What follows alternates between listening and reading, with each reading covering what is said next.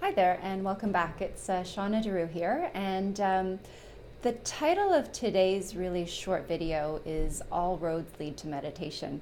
At least that's where things are moving in my life right now, and that's everywhere I research and look for how to reach deeper levels of health, healing, wellness, and abundance in life. It always comes back to meditation. So why do we resist it so much? Myself included, I put myself into this category. And I think these days we are, completely addicted to thinking and doing and being busy. And it is, applauded and praised in our society and environment as well.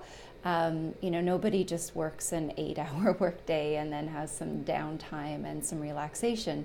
We are always busy and always thinking. And I have a mind that quite enjoys that. But what that means is that life doesn't evolve. Now, let me break that down a little bit. So something that really strikes me strongly is that our bodies heal in a state of stillness. So the way to activate your body's healing response is actually to calm it right down. So you can't do your way out of an illness. So it doesn't mean that you completely don't try and don't put good food in your body and move on a regular basis. But for real, true cellular healing to happen, we need to stop doing and learn to be still.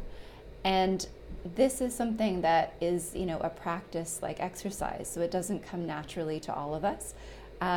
We need to practice going into the state of a relaxation response or stillness on a regular basis so that we're able to access it when we need it.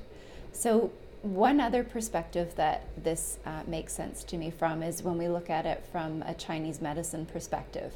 And what I've learned is that if you're going through a period of high stress and you hit a burnout, the yin energy, so the female energy, the stillness is what burns off first. And what we're left with is a strong yang response. Hormonally, that would be a high DHEA response. So your body goes into overdrive of too much action, reaction, anger, turning on the adrenaline to get things done. If we keep doing that, we end up in a state of full-on depletion. So the way to repair and rebuild and get out of a burnout, which is, underlying a lot of our health crises these days, is actually to rebuild the yin, which means to rest more, to meditate more, to do less. So we can't think our way out of burnout. We can't keep doing things to get out of it. We need just to create that stillness, build the yin energy, take a nap, practice meditation, create downtime and space in our life. What that means is we're activating the parasympathetic response in our body, so relaxing and digesting, and that's where the healing takes place, not when you're on and doing and thinking. So how do we create this in our life? One way is to create regular breaks and downtime.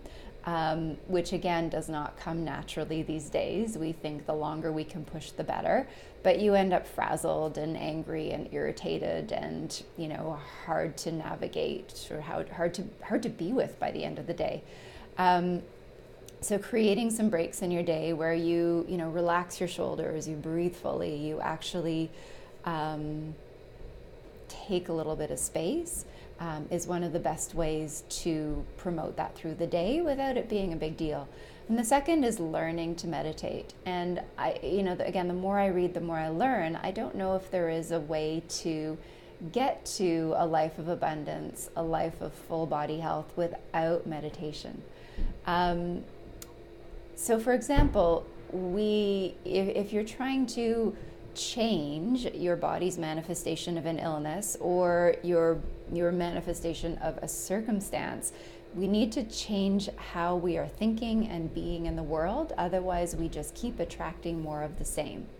So I don't know about you, but I keep running into the Groundhog Day situation where the same events or crisis or circumstances just keep reappearing. And, it gets to a point of, okay, didn't I just deal with that? And here it is again. So for me right now, that's happening in the financial world. And, without getting into too many details, it's like I create the same crisis over and over again. I, just get by no matter how much money or where the income is. It's, within $100 in my bank account, which is great, but there's a whole lot of stress associated with it. And the same reality just keeps reappearing. So what's the same in all of this? It's my thoughts, my beliefs, my fears, and what I'm creating. So how do we get out of this? We need to change who we are. We need to change how we're thinking. We need to change what we're attracting.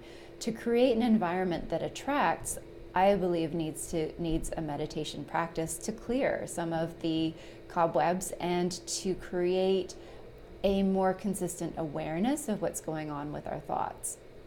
Because we need to be able to monitor what's going on an ongoing basis and why we're creating and attracting the same things.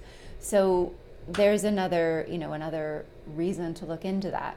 So as we go through this short video series, I'm going to be talking more about creating space in your day and teaching about meditation practices so that you can learn to have some thoughts, some control over your thoughts. I hate to use the word control, but some awareness of your thoughts and some space to create new pathways and new ways of being.